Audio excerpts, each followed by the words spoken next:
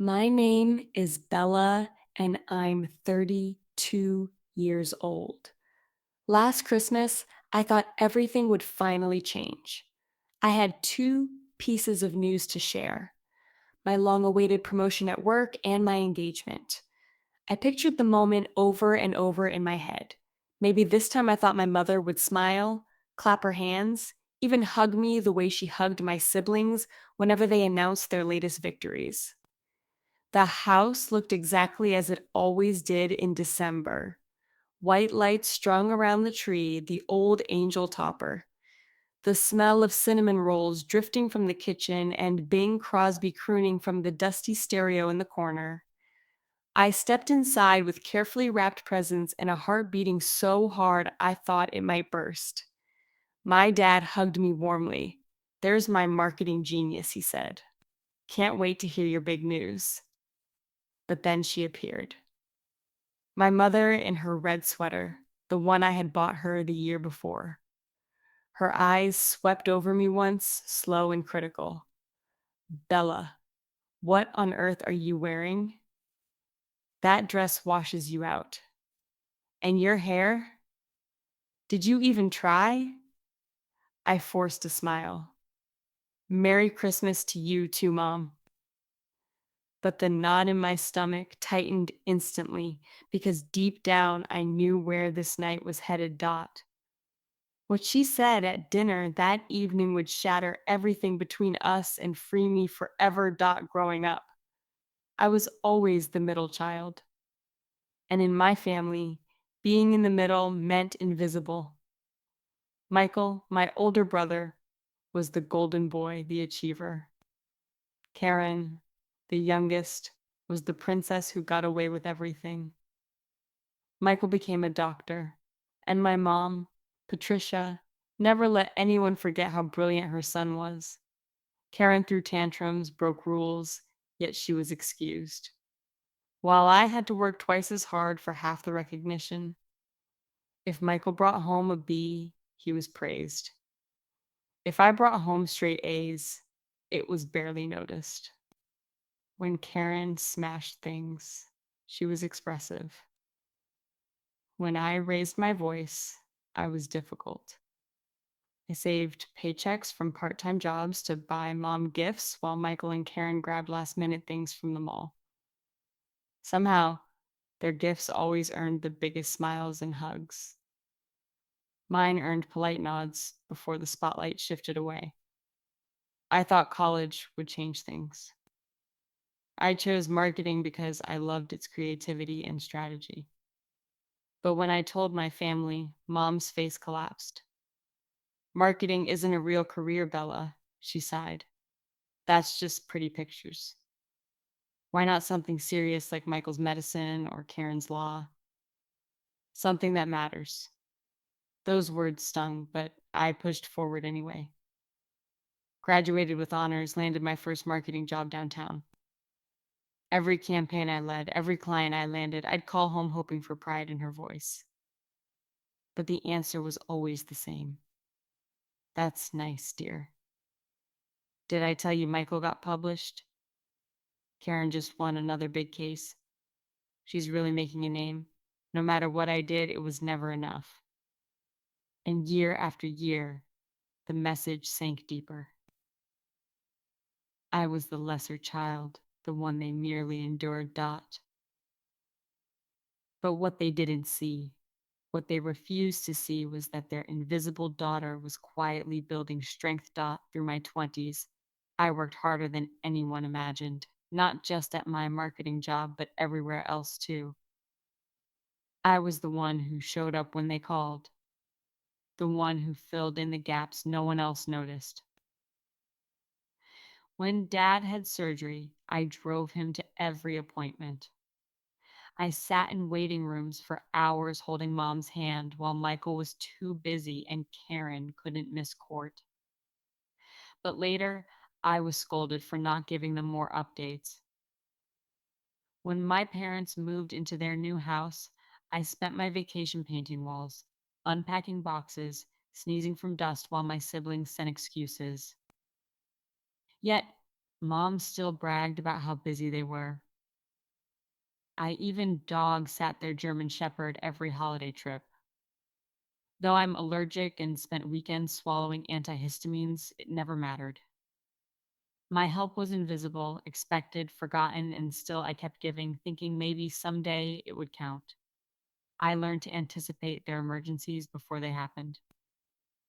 When bills piled up, I dipped into my savings quietly. When Michael's student loan defaulted, I sent the payment. When Karen's bar exam fees loomed, I covered the balance. Each time, Mom swore it was temporary, just until they recovered. Each time, I believed her because I wanted to believe that being useful might finally make me worthy of her pride. So I carried the burden alone month after month, year after year. No one at the table ever suspected. They saw me as comfortable with my small apartment, never realizing it stayed small because my money disappeared, poured into their crises while my own dreams sat on hold. I told myself it was love, that this was family.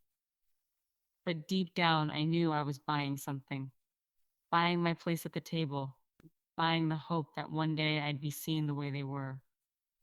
It was exhausting and isolating, and slowly it built a pressure inside me that had no release. I smiled at holidays, swallowed barbed comments, then went home alone, counting down to the next request. And still, I told myself to wait a little longer because maybe, just maybe, if I held on, Christmas would be different. My news would matter. This time she would look at me with pride. But what my mother chose to say that night wasn't pride. It was a sentence that cut me to pieces. Dinner began like every Christmas before it. China plates, polished silver, my grandmother at the head, candles flickering against the same wallpaper I'd stared at since childhood, always waiting for my turn to belong. Conversation swirled around the table effortlessly. Michael's practice was expanding. Karen had another promotion. My cousin Janet's wedding plans filled the air. I smiled, laughed when prompted, and kept touching my purse. Inside was the ring box, velvet and small. My heart pounded each time my hand brushed against it. This was the moment I'd rehearsed 100 times. The moment I prayed might finally change everything. When the lull came, Grandma turned toward me. Bella, are you still at that marketing place downtown? Yes, I said. And actually, I have news. I opened the box, the diamond catching the candlelight. David proposed. We're engaged. The words filled the room for a breath. Silence. Dad smiled. Grandma squeezed my hand. Then came muted congratulations. Half-hearted clinking of glasses. Michael checked his phone. Karen adjusted her sleeve. And my mother, blank, unimpressed, almost bored. October, she asked sharply when I explained the timing. 2 months ago, and you're just telling us now. Her laugh was tight, cutting. Typical Bella, always secretive, always keeping things to herself. No wonder we never know what's going on in your life. I tried to steady my breath. That's not true, Mom. I call every week. I wanted this to be special. Michael asked again what David did, as if he'd forgotten. He's a high school English teacher. I answered proudly. A teacher? My mother repeated, voice dripping with disdain. Well, I suppose that's stable. Not impressive, but stable. Heat burned in my chest. I pushed back gently. He's kind, supportive. He makes me feel seen. But then she turned fully toward me, her voice rising. You're 32, Bella. Still renting a tiny apartment. You've never accomplished anything significant in your career. And now you're marrying a school teacher. Let's be realistic. You're the most useless child this family has. The room froze. Forks clattered against china. Even Karen's smirk vanished, replaced by stunned silence. My father shook his head in disbelief. I sat there, pulse roaring, vision blurring. 32 years of biting my tongue. 32 years of smiling through humiliation. And with one sentence, she shattered it all. And something inside me snapped free dot, because what I said next didn't just shock her. It exposed the truth my family had ignored for years dot for a moment. Silence gripped every corner of the room. Then slowly I pushed back my chair and stood. My hands trembled, but my voice came out steady. Stop calling me useless, Mom, especially when you owe me. Her face froze. Around the table, relatives leaned closer. What are you talking about? She demanded sharply. I reached into my purse and pulled out my phone. You want proof? Here it is. For 2 years, I've sent you 1,500 monthly, covering your car payments while you called me a failure. I paid Dad's hospital bills. I covered Karen's bar fees. And every time you told me not to tell, gasps broke around the table like shattering glass. Even Michael's phone slipped from his hand. Guess who paid off his student loans last Christmas? Michael's jaw dropped. Bella, I didn't know. Of course you didn't. Mom said it would embarrass you. She called it my contribution while telling everyone I was worthless. I scrolled through my banking app, voice rising with each line. September 15th, October 3rd, November 7th. Almy dot. My Aunt Susan's mouth fell open. Grandma's eyes narrowed. Even Dad turned toward Mom, voice shaking with anger. Patricia, is this true? He demanded. She stammered weakly, but the denial never made it past her lips. I let out a bitter laugh. Not what it looks like. It looks like I've been paying your bills for years, living paycheck to paycheck while you drove nice cars, and still found the nerve to call me useless. Karen whispered. Wait, you paid for my exam. Yes, I snapped. And I wasn't allowed to say because Mom needed her story intact. Me, the failure. You two, the shining stars. Convenient, wasn't it? I turned to my mother, pale and speechless. You ask what kind of man would marry me? The kind who knows I've held this family together. The kind who sees my worth. The silence afterward was heavier than any insult. Finally, I shoved my phone back into my purse. Well, congratulations, Mom. You proved your point tonight because starting now, the Bank of Bella is closed. No more loans, no more bailouts. I'm done. The table erupted. Gasps, whispers, chairs scraping violently. Dad's face burned with fury, Grandma's with disappointment, and for the first time in 32 years, my mother had absolutely nothing left to say dot. But leaving that table wasn't the end. It was the first step into freedom I never imagined walking out of that dining room. I felt lighter. For the first time in my life, the silence was mine. No one to compare me, no one to dismiss me, no one demanding more while calling me less. The calls started before I even reached my car.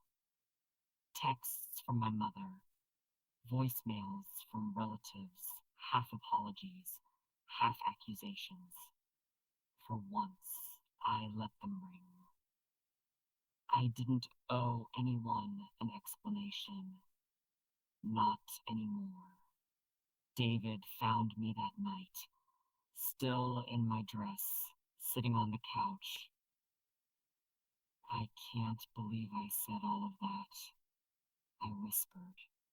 I can, he replied softly. You finally told the truth. Over the next weeks, the storm raged and faded. Dad called first, apologizing, admitting he'd failed to defend me. Michael offered to pay me back, ashamed of his silence. Even Karen's sharpness softened when she realized my sacrifices. But the biggest change wasn't them, it was me. I stopped picking up every call. I stopped apologizing. I stopped carrying guilt for a family who mistook my love for weakness, my generosity for obligation. For the first time, I saved money for myself. I planned a wedding with David, free from her shadow. I started dreaming again, not about approval, but about a future built on respect and choice. And slowly, I realized something I'd waited decades to feel. I was enough. Not because my mother said so, not because my siblings finally saw me, but because I knew it myself. The little girl, desperate to earn love, was gone.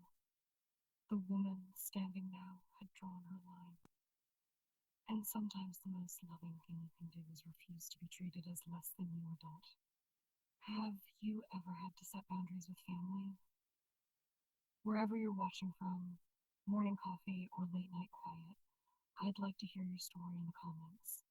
And if this one stayed with you, subscribe to join a community that believes strength isn't silence. It's knowing when to speak. And remember, you are worth more